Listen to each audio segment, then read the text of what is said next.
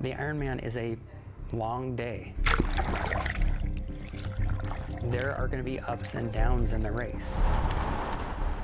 You got to figure out how to get through the downtimes.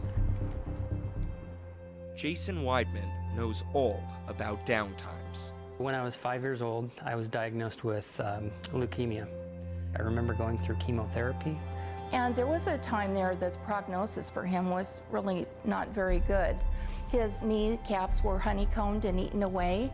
A large portion of his shoulder bone actually was gone. My dad worked really hard. My mom worked really hard too.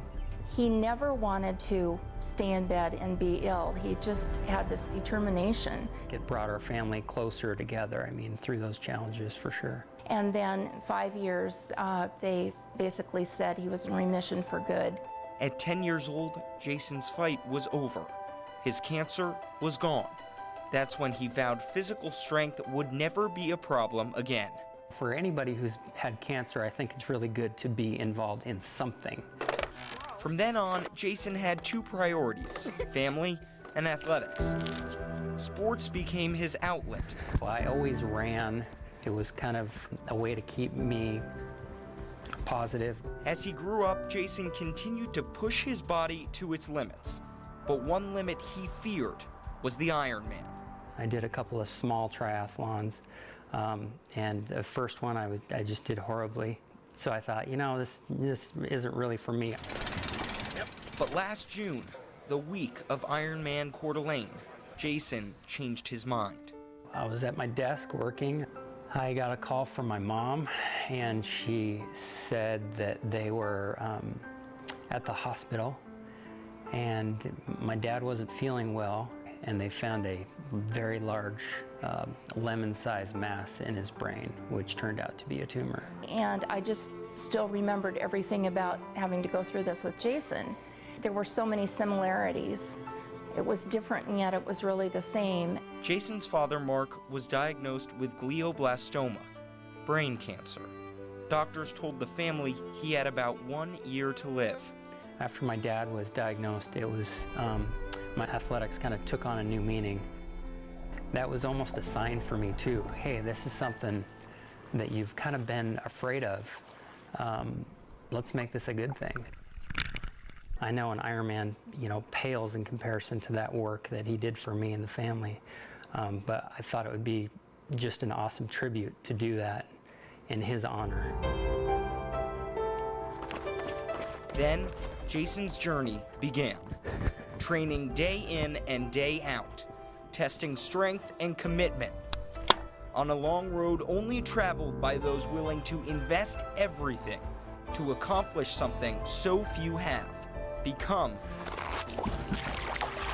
an Ironman.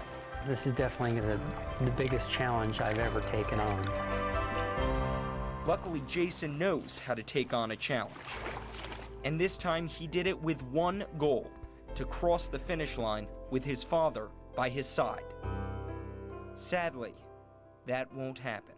About, in April, started to deteriorate really quickly to the point where he was confined to a bed, and together we just took care of him the best that we could until he passed on. Mark Weidman passed away on May 4th, 31 years after his son beat cancer, and just a month and a half before Jason planned to honor him with a hug at the finish line. And yet, this 41-year-old's legs are still moving, perhaps faster than ever. It's not real yet.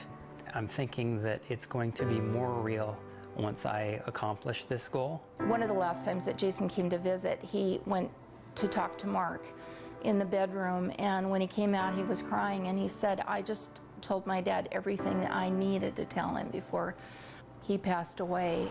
They talked about Ironman and how important it was and how much it meant to Jason and to Mark together that he completed. There were a couple of really, really rough days when I was in the pool and I was doing a long swim. I was thinking, I don't know if my dad's gonna be there to watch me finish. What am I even doing here? And then it dawned on me, that's why I'm doing this. I'm doing this because he can't do it, and I want to do this for him. This Sunday, Jason Weidman will carry his father for 140.6 miles. He will be in my head all the time and in my heart all the time. As the boy who barely stood a chance becomes an Ironman. He will be encouraging me.